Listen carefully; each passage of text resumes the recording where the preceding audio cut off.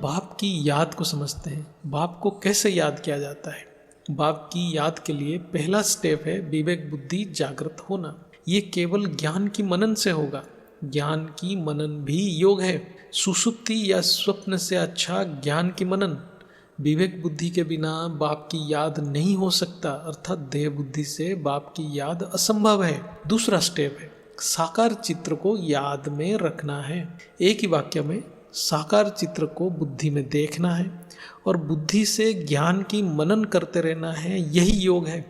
सुषुप्ति या स्वप्न योग नहीं है। सुषुप्ति यानी आत्मा की प्रलय और स्वप्न की अर्थ मनमत, अर्थात आत्मा अपने मन के सूक्ष्म सोच के हिसाब से चित्त में दृश्य बना रहा है।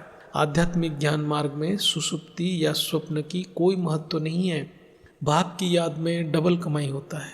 इसको समझते हैं। सबसे पहले समझना है इस धरती के ऊपर बिना कर्म के कोई रह नहीं सकता, अर्थात आत्मा हर पल कर्म की तीनों रूप से कोई एक को निश्चित रूप से कर रहा होगा।